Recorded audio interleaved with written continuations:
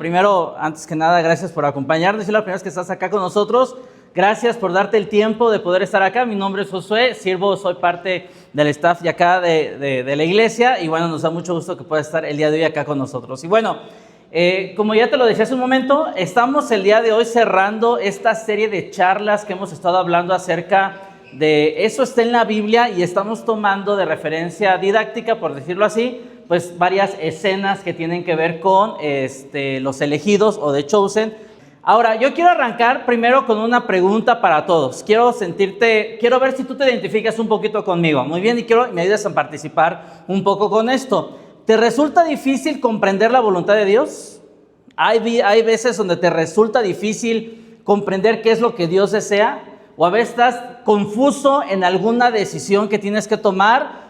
No sabes si sí o si no, o te sientes, tal vez incluso te sientes llamado por Dios a servir o a trabajar o a hacer algo en particular, pero no sabes realmente en qué pudieras hacerlo. ¿Te ha pasado alguna vez? Si te ha pasado, por favor, levanta tu mano.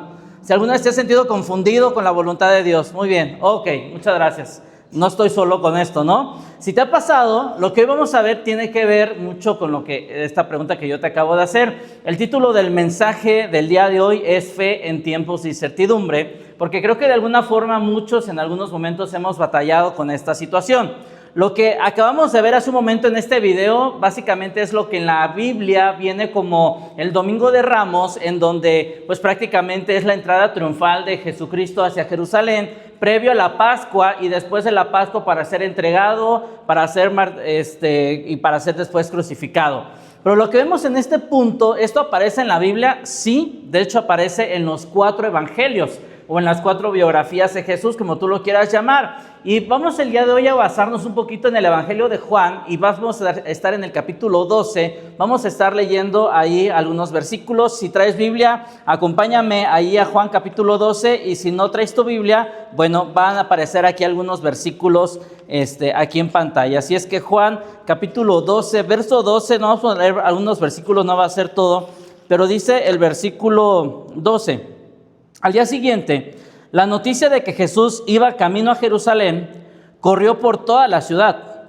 Dice, y una gran multitud de visitantes que habían venido para la Pascua tomaron ramas de palmera y salieron al camino para recibirle. Gritaban, alabado sea Dios, bendiciones al que viene en el nombre del Señor, viva el Rey, básicamente, ¿no? Bendiciones al nombre del Señor, viva el Rey de Israel.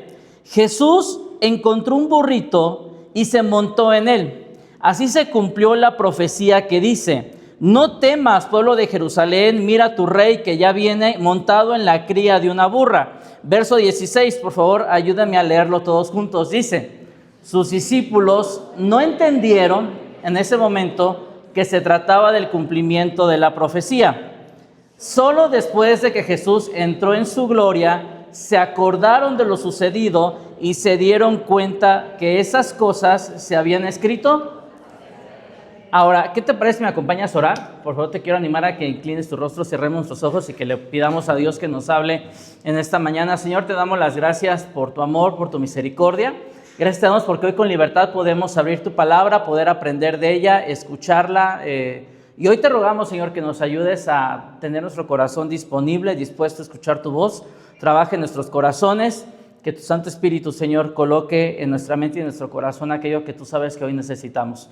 Ayúdanos, exhórtanos, anímanos, Señor, y toma todo el control de este tiempo. En Cristo te lo pedimos. Amén. Bueno, habiendo dicho esto, déjame decirte, voy a hacer algo que no se debería de hacer, pero te voy a dar la idea central de este domingo. Muy bien, la idea central de este domingo es, Dios quiere que elijamos la obediencia por encima de la claridad. Dios quiere que elijamos la obediencia por encima de la claridad. Y lo que vamos a hacer es, vamos a ir desmenuzando un poco esta sentencia que yo te acabo de dar, porque Dios anhela que seamos obedientes antes que tengamos claridad. Al seguir a Jesús, te vas a dar cuenta de algo, y es que habrá momentos en la vida que van a ser confusos. Va a haber situaciones, circunstancias, temporadas de vida en donde no vas a tener tan claro qué es lo que Dios quiere que tú hagas. cuando no entiendes qué es lo que Dios quiere hacer y que alrededor están pasando ciertas circunstancias, de pronto se puede la vida volver un tanto confusa. Y yo te quiero animar a algo, hablando acerca de esta sentencia. Ayúdame con la siguiente, por favor, Eliab. Dice, confía en tu maestro, no en tu plan maestro. Confía en tu maestro, no en tu plan maestro. Porque déjame decirte, si tú eres como yo, que tal vez si hay algunos aquí que sean así, nos encanta saber exactamente qué es lo que va a pasar más adelante. ¿A quién le encanta el control? ¿A quién le gusta tener el control de las cosas? Por favor, levanta tu mano. No te preocupes, ¿no? Somos unos controladores, ¿sí o no? O algunas son unas controladoras. Aunque el esposo diga, te da miedo, ya te lo dije yo por ti, así es que no te preocupes. Pero la verdad es que muchos somos amantes del control. Nos encanta tener el control. Nos encanta tener el plan, qué va a pasar mañana, qué va a suceder, que nuestra agenda que pueda caminarse de manera correcta. Nos encanta tener el control de las cosas. Y déjame decirte que la realidad es que nunca tenemos el control de todas las cosas. Nunca tenemos el control de todas las cosas. Aunque tú creas que lo tienes, la realidad es que tú no lo tienes. La falta de claridad, a veces cuando hay situaciones, circunstancias donde no tienes claridad, te desequilibra. Pero esta alteración Dios la permite para que tú y yo aprendamos algo, que lo busquemos a Él, que podamos acercarnos a Él. Dios quiere que confiemos en Él. Ahora, regresando a la historia que nosotros acabamos de revisar, la primera charla, no sé si tú recuerdas, pero si tú estuviste en la primera charla de esta serie, lo que nosotros vimos es que nuestro Señor Jesucristo se le presenta a la mujer samaritana. ¿Alguien estuvo en esa charla? ¿Se acuerdan? Que se le presentó a la mujer samaritana y que nosotros vimos que era la primera persona a la que Jesucristo le confesaba o le revelaba que Él era el Mesías. Ahora, lo que hoy estamos revisando en esta porción de Juan 12 es que Jesucristo está por revelar a todas las personas que Él es el Mesías. Josefo, un historiador de los tiempos bíblicos, dice o data, escribe en alguno de sus registros, que en la fiesta de Pascua en Jerusalén aproximadamente 2.7 millones de personas se reunían para celebrar la Pascua. Algunos de Jerusalén, algunos israelitas, otros que se habían convertido de alguna forma al judaísmo, y de alguna forma eran 2.7 millones de personas a los cuales Jesucristo se les iba a revelar de que Él iba a ser el Mesías. Ahora, ojo, una de las cosas que en este punto tenemos que tener claro es que los romanos se sentían nerviosos de que Jesucristo se le revelara que Él era el Cristo, el Mesías, a 2.7 millones de personas. ¿Por qué? Porque era una multitud muy grande para que pudieran controlar ellos. Adicional que los religiosos aquel tiempo también no estaban tan de acuerdo porque se les iba a salir de control el negocio que de alguna forma los fariseos tenían con el tema de los sacrificios y el templo y todo lo que hacían. Ahora, por esta situación era una circunstancia que les inquietaba muchas veces tanto a los romanos como a los fariseos. Ahora, la escena, básicamente, cuando vemos nosotros a Jesucristo entrar en Jerusalén, es la entrada triunfal de un rey, básicamente. ¿Por qué? Porque el pueblo lo va recibiendo, la gente lo va ovacionando, le va dando la bienvenida, están ansiosos y emocionados por él, porque va entrando. Pero ayúdame a colocar la imagen, por favor, Eliab. Y, por favor, trata de ver algo que tal vez no cuadra bien con la imagen o la entrada triunfal de un rey. Muy bien, trata de ver la imagen y dime de ahí que dices, híjoles, como que eso no se parece mucho a la entrada triunfal de un rey. ¿Algo que ustedes por ahí vean? ¿Sí? ¿Alguien? No se preocupen, ahorita vamos a descubrir todos cuál es. ¿Cuál? ¿Quién? ¿Quién me ayuda? ¿Quién? El burro.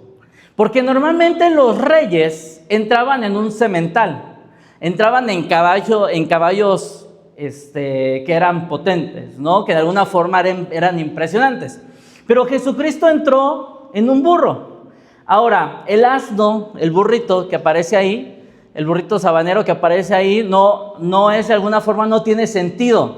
Porque los reyes conquistadores entraban en sementales asombrosos e imponentes, pero Jesús pues básicamente llega como en una camioneta destartalada, ¿no? Llega en algo que tú no esperarías que un rey entrara, ¿no? Que llegara el presidente o la presidenta acá y que llegara en una camionetita toda tallada, toda golpeada. ¿Te haría sentido? No, la verdad es que no nos haría sentido. Y de alguna forma esto pasa ¿Por qué? Porque estamos hablando de un reino diferente. Estamos hablando de un rey distinto. Yo te lo decía las semanas pasadas. Jesucristo vino a imponer, a colocar, no imponer, a colocar, establecer un reino diferente. Ahora, los discípulos que tú ves en esta imagen, si te das cuenta, ellos fueron parte de todo esto. Ellos iban acompañando a Jesucristo mientras ellos iban entrando, pero pasó algo que de alguna forma muchas veces a ti y a ti nos va a hacer sentido. Mira, Juan capítulo 12, en la primera parte del verso 16, ayúdame a leerlo. ¿Qué dice? ¿Sus discípulos qué? Y esto me encanta, te voy a decir por qué me encanta. Porque si ellos que caminaron con Jesús, que convivieron con Jesús, no entendieron, eso me da esperanza porque yo muchas veces no entiendo lo que es la voluntad de Dios. No sé si te pasa a ti, que a veces, Señor, no entiendo qué es lo que tú quieres hacer, no entiendo para dónde quieres que yo camine, no entiendo qué decisión que debo tomar, ¿no? Y de alguna forma, si estos hombres que caminaron con Jesús no entendiendo, bueno, nosotros tenemos mayor esperanza, ¿sabes? Porque de alguna forma no entendemos a veces lo que quiere Dios en sus planes. No entendieron, pero aún así, escucha algo, ellos no entendieron, pero aún así obedecieron. Ellos no entendían lo que quería Jesucristo, la falta de claridad no les impidió cumplir, no tenían un plan maestro, pero decidieron confiar en el maestro. Ahora, ¿qué cosas no entendieron? Mira, Mateo capítulo 21, verso 1 y 2 y el verso 6 dice de la siguiente forma: mientras Jesús y sus discípulos se acercaban a Jerusalén, llegaron a la ciudad de Betfagé. En el monte de los olivos, Jesús mandó a 2 de ellos que se adelantaran. Y luego dice el versículo 2, vayan a la aldea que está allí. Les dijo, en cuanto entren, verán una burra atada junto a su cría, desaten a los 2 animales y tráiganmelos. Y luego más adelante continúa la historia, estos hombres lo hicieron, pero el verso 6 dice, los 2 discípulos hicieron tal como Jesús les había ordenado. Seguramente cuando estos 2 hombres iban para allá no entendieron. También incluso recordarás aquel momento en cuando Jesucristo le dice que vayan por un cántaro, que tomen a ese hombre porque va a tomar la cena con ellos, ¿no? En la cena del Señor, más adelante lo vamos a hacer, pero cuando van con ellos, una de las cosas que es increíble es que cuando estos hombres dijeron, entran a la ciudad y al hombre que vean con un cántaro, a ese díganle que necesito usar su lugar para tener una cena con ustedes. Y ellos decían, Señor, un hombre con un cántaro, tal vez va a haber muchos. La verdad es que no había muchos, había muy pocos, porque el hecho de llevar un cántaro en aquellos tiempos era algo dedicado solamente para las mujeres. Entonces, un hombre con un cántaro hablaba de humildad, hablaba de un hombre que no le importaba esa situación y esos paradigmas que muchas veces a nosotros la cultura nos ha impuesto, que nosotros tenemos que vivir de cierta forma o comportarnos de cierta forma para estar en cierta estima, ¿sabes? Pero algo que hace Jesucristo es que el reino de Él es totalmente diferente. Y déjame decirte que tu tarea y mi tarea no es entender a Dios. Nuestra tarea es obedecerle a Dios. Esa es nuestra tarea. No te preocupes tanto por tratar de comprender. No vamos nunca a poder comprender a alguien infinito como es nuestro Señor. Pero tu tarea y mi tarea es poder obedecerle antes que entenderle. Sus planes muy a menudo no tendrán sentido en el momento. La cruz no tenía sentido para los discípulos. Incluso Pedro intentó disuadir a Jesucristo. ¿Recuerdas aquella noche en donde le dice, Señor, que esto no te acontezca? Bueno, Mateo capítulo 6, vamos para allá. Mateo capítulo 16, verso 23. Dice, Jesús se dirigió a Pedro y le dijo, aléjate de mí, Satanás. Representas una trampa peligrosa para mí. Dice, ves las cosas solamente desde el punto de vista, ¿qué? Humano, no desde el punto de vista. ¿Te hace sentido esta frase para ti, para mí? ¿Crees que vemos las cosas desde el punto de vista humano? Y pocas veces vemos las cosas desde el punto de vista de Dios. ¿Qué cosas le pueden ofender a Dios? ¿Qué cosas le pueden ofender a Jesús? Que no veamos las cosas de Dios y solamente la de los hombres. Proverbio 3 dice, no nos apoyemos en nuestra propia opinión. No seamos prudentes, no confiemos en nuestra propia opinión, ¿no? Que nosotros podamos confiar, no confiemos en nuestra propia perspectiva. Mas cuando sabemos que lo que Dios hace en nuestras vidas, a veces no tiene sentido. porque es una realidad. Déjame decirte algo, muchas veces las cosas que Dios hace en nuestras vidas, muchas veces para nosotros no tiene sentido. En el tiempo se nos revela de alguna forma o entendemos el por qué permitió esta situación, pero muchas veces en el momento no tiene sentido, no me hace sentido porque tengo que estar pasando por esto. Si yo he cumplido, si yo he hecho, si me he hecho bien, he hecho correctas las cosas, Señor, ¿por qué tú permites que esto venga a mi vida? Y déjame decirte que si esta es tu duda, si en algún momento en tu vida has pasado por esta duda, déjame decirte que quiero darte 5 cosas a las que nos podemos aferrar y recordar para ayudarnos en los momentos confusos, en momentos cuando más, que en esos momentos que están confusos, es cuando más necesitamos aferrarnos a Dios y no a las cosas del mundo, ¿ok? 5 cosas que yo quiero que tú y yo el día de hoy aprendamos, que podamos recordar y que cuando estés en un momento confuso, tú recuerdes y tengas consciente eso presente. Muy bien, punto número 1, por favor, ayúdame a leerlo. ¿Qué dice? A veces Dios introduce inestabilidad y nos saca de nuestra normalidad para que podamos crecer y activar otras áreas. A veces Dios te va a sacar de tu comodidad para que podamos activar otras áreas. A veces va a haber cambios de planes en tu vida para que tú puedas activar otras áreas. ¿Alguien de aquí va al gimnasio? ¿Sí? ¿Alguien va al gimnasio? Ok. ¿Alguien hace pesas? ¿Sí? Muy bien, algunos de los que están por allá atrás alcanzan a ver. Acá Noé y esta presume, ¿verdad? Bueno, y Lalito, muy bien. Una pregunta, muchachos, hermanos, que ustedes que sí son fitness y se les nota. Cuando estás en tu rutina y tú un día haces pierna, ¿correcto? Al día siguiente vuelves a hacer pierna. No, te ponen a hacer otra actividad, ¿cierto? A lo mejor te ponen brazo, espalda, hombros, qué sé yo, ¿no? Y de alguna, ¿por qué pasa eso? ¿Por qué si tú estás trabajando piernas, por qué tú ya no te pones a poner pierna? ¿Por qué? Porque de alguna forma algo similar sucede con Dios. Porque si tú no comienzas a explorar y a explotar o a trabajar otras áreas, nunca lo vas a hacer, ¿sabes? Tienes que aprender a trabajar de manera integral y algo que Dios anhela en nuestras vidas es que podamos trabajar, quiere activar todas las áreas de nuestra vida para que podamos crecer y que podamos acercarnos más a su imagen y semejanza, como dijo Timoteo. Ahora, a veces las cosas tienen que variar para subir de nivel, en otras palabras. A veces las cosas tienen que variar para subir de nivel, en otras palabras. Nosotros tenemos que aprender a que la circunstancia no siempre va a ser flat, no sería muy aburrida, ¿sabes? Pero también déjame decirte otra cosa, que la vida ya es demasiado complicada para que tú hagas más drama y que la hagas más complicada. Muy bien, Santiago capítulo 1, verso 3, ayúdame a leerlo por favor. ¿Qué dice? Siempre que se pone a prueba la fe, la constancia tiene una oportunidad para desarrollarse. Siempre que en tu vida hay una circunstancia, una prueba, alguna circunstancia que tú implique que camines con fe, es una oportunidad para que Dios haga la obra en tu vida, para que Dios trabaje en tu corazón, para que Dios te use como un balde. Pero a veces nosotros no queremos pruebas. ¿A quién le encanta levantarse a las 5 o 4 de la mañana para irse a trabajar?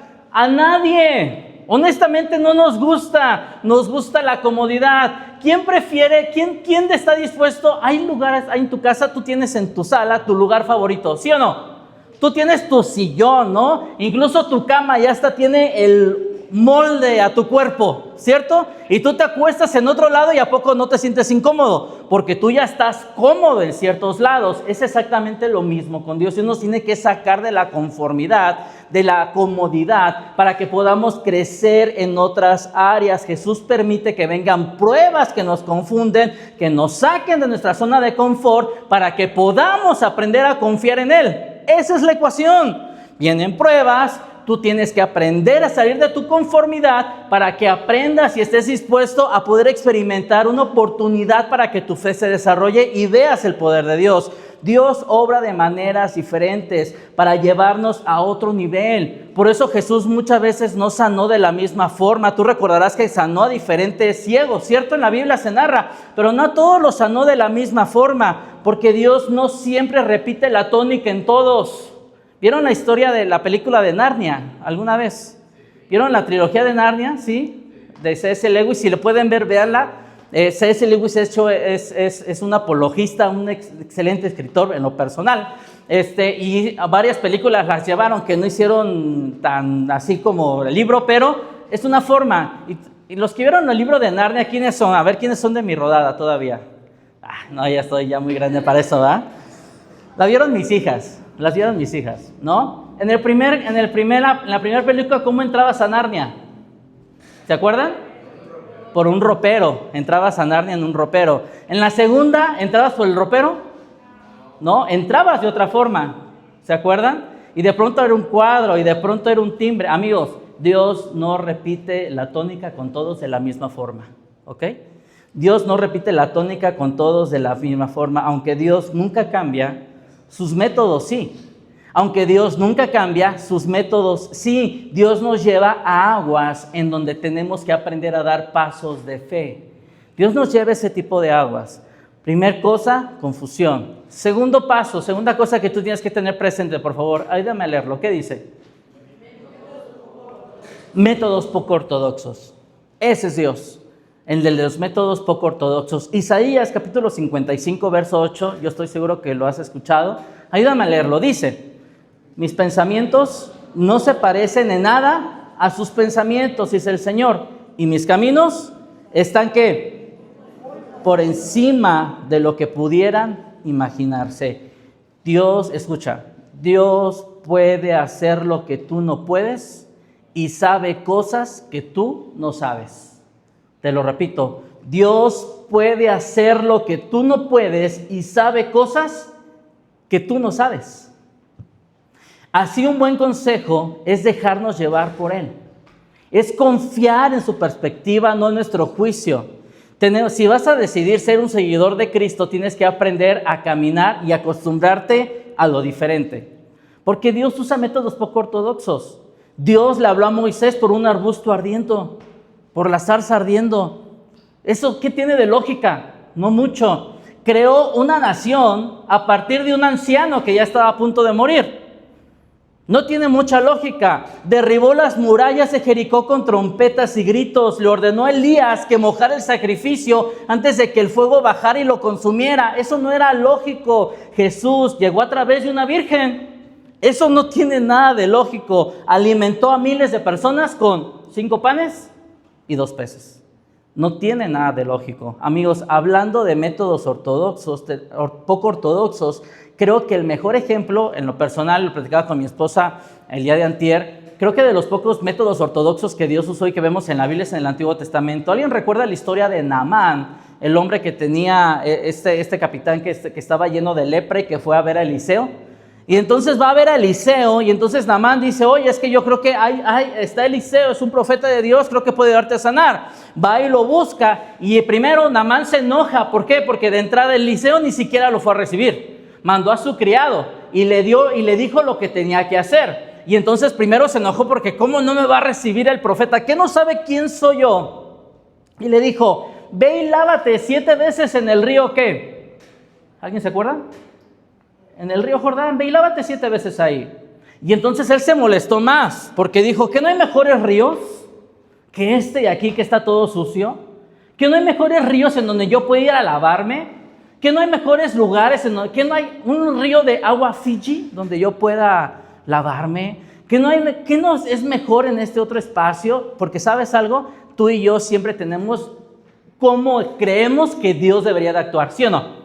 Nosotros creemos: mira, Señor, tengo esta necesidad, tengo este problema, Señor, creo que tú debes de actuar de esta forma, creo que el proceder tiene que ser de esta forma, creo que tú tienes que actuar en mi bendición para esta forma. Pero Dios dice: no, yo tengo métodos poco ortodoxos, ve y lávate en el lugar más sucio y lávate 7 veces y vas a salir limpio. Y salió limpio. Pero es que cada quien, a veces nosotros tenemos nuestras propias ideas y creemos que nuestra idea es mejor que la de Dios. Pero dice Dios que mis pensamientos son mucho más altos que los nuestros y sus planes son mucho más altos que los nuestros. Amigos, no se trata del objeto de nuestra fe, sino depositar nuestra fe en Dios. No se trata de la forma, sino se trata de quién. No se trata de lo que Dios va a hacer en ti. Muchas veces no se trata de ti. No eres el centro del universo. No eres la última coca del desierto. No eres el tapón del océano. ¿Sí quedó claro?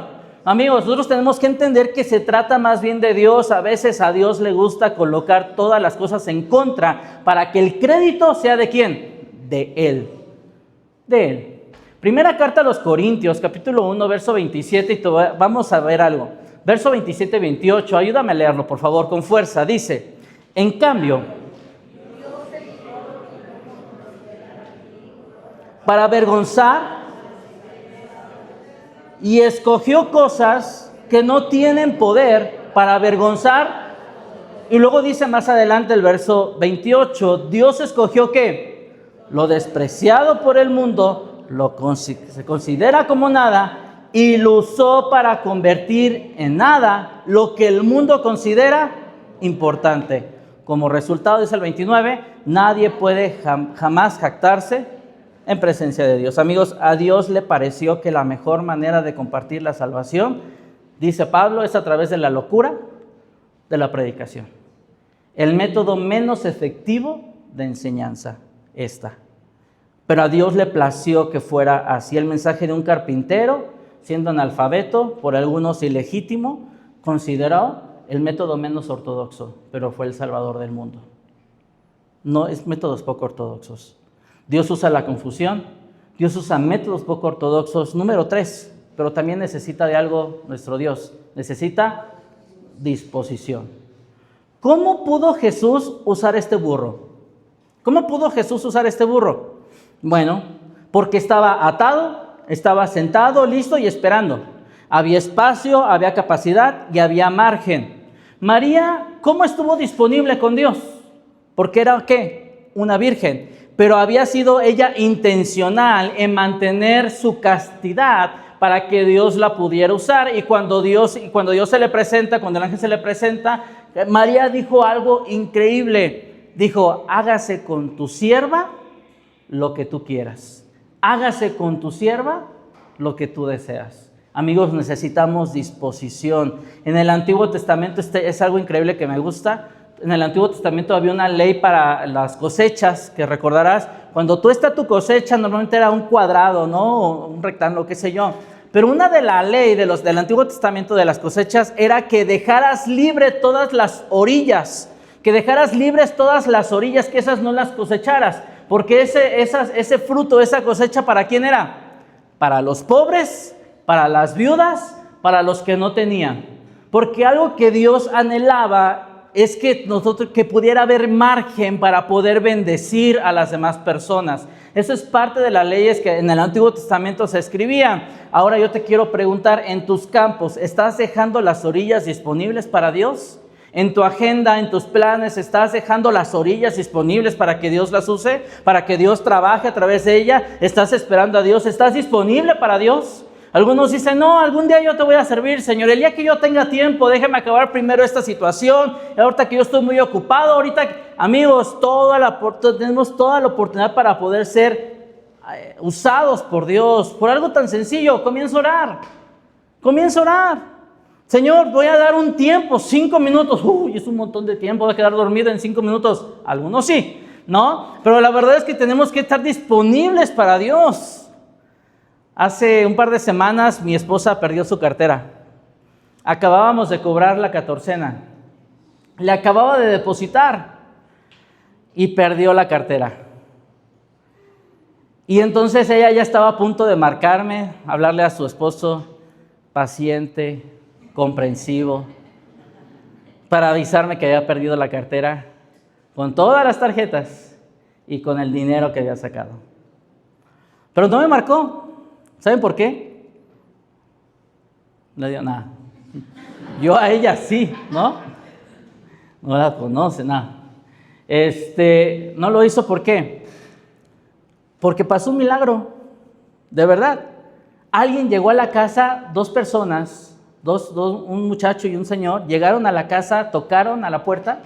Estaba una de mis hijas, abrió y le dijo, oye, ¿aquí vive Ana Julia Mazariegos? Y le dijo, sí, tenga la cartera, la encontramos, se le cayó. Iba con todo el dinero, iba con todas las credenciales y con todas las tarjetas. No pasa eso aquí. Pero ella tuvo que haberse regresado a la casa y se tuvo que regresar porque Dios quería que ella tuviera una plática con una persona que iba a llegar a la casa. Porque tenemos que tener disponibilidad a que nuestra agenda sea movida por Dios, si Él así lo desea. Tenemos que estar dispuestos a tener disponibilidad. Amigos, estemos disponibles. Cada nueva etapa, circunstancia, es una oportunidad para que Dios nos muestre su voluntad. Cada circunstancia que tal vez nos mueve el tapete, que nos desequilibra, es una forma en la que Dios quiere manifestar algo en nuestras vidas, pero tenemos que tener disponibilidad. Punto número 4, por favor, ayúdame a leerlo. ¿Qué dice? Reino. Amigos, esto es algo que todo el tiempo tenemos que tener bien presente. Se trata de el reino de Dios, no de nuestro reino. Su voluntad, no la nuestra. Su plan, no el nuestro. Varios de los momentos incómodos que hubo durante el ministerio de Jesucristo fue porque muchas veces los discípulos estaban luchando y estaban peleándose para ver quién iba a ser el mayor entre ellos. Si lo piensas, piensa lo siguiente. Si lo piensas, es probable que muchos de los momentos difíciles que hemos tenido en la vida han sido cuando hemos luchado porque nuestra voluntad prevalezca antes que la de Dios. Analiza un poco, discierne un poco. Ve situaciones en donde tú luchaste, en donde tú fue complicado ciertas cosas, pero tal vez es probable que tú estabas empujando que tu voluntad se impusiera a la de Dios. Y amigos, a veces es cuando nos complicamos más, porque creemos que se trata de nuestro reino. Sorry, no, ya te dije que no eres la última coca en el desierto. Se trata del reino de Dios. Se trata de lo que Él quiere hacer en nuestras vidas. Amigos, a lo mejor tú de alguna forma esa mala relación que tuviste, ese mal negocio, esa agenda que perseguiste pero no se logró. Y creo que los momentos donde mejor hemos fluido en la adversidad es cuando nos hemos depositado en Dios. Pero cuando más peor, cuando más difícil ha sido, es cuando luchamos porque se haga mi reino y no el reino de Dios. Con los discípulos era así. Ellos, los momentos tensos donde estuvo Jesús y sus discípulos era porque ellos estaban peleando. Porque, Señor, ¿quién va a ser el mayor? Cuando esta mujer le pregunta, Señor, ¿quién se va a sentar a tu diestra? ¿Y quién a tu izquierda? ¿No? Porque estamos peleando por nuestro propio reino. Amigos, es probable que incluso la solución a ese problema no es el que esperas, pero es el que Dios desea. Eso es difícil de aceptar. Es bien complicado de aceptar. Porque no es en tus términos, es en los términos de Dios. Y a veces es difícil mantenerse ahí. Se trata de su reino, no de nuestro. Y último punto. Ayúdame a leerlo, por favor. ¿Qué dice? Quizá no lo comprendas ahora, pero la claridad, amigos, suele llegar con el tiempo. Hay circunstancias, hay momentos, hay problemas, hay cambios de planes, cambios de agenda. Algo suscitó y que de pronto tú no esperabas. Pero, ¿sabes? La claridad suele llegar en el tiempo. Muy a menudo te vas a dar cuenta que mientras más vas caminando, voltees hacia atrás, vas a ver más huellas de Dios caminando contigo que solamente las tuyas. Y a veces tal vez vas a ver solamente un par de huellas, pero no eran las tuyas, era Dios cargándote en medio de esa circunstancia. Juan capítulo 12, verso 16, nos dice, sus discípulos no entendieron. Y es que sí, no entendieron. Señor, ¿por qué quieres un asno? ¿Por qué quieres un pollino de burra? ¿Por qué quieres esto? ¿Por qué te vamos por un caballo? Mejor, Señor, vas a estar más imponente que tú entres a... No. En ese momento se trataba del cumplimiento de la profecía. Solo después de que Jesús entró en su gloria, dice, se acordaron de lo sucedido y se dieron cuenta de que esas cosas se habían escrito acerca de Él. Amigos, y con esto prácticamente quiero cerrar la enseñanza. Ponme la siguiente, por favor. Ayúdame a leerlo, por favor. ¿Qué dice?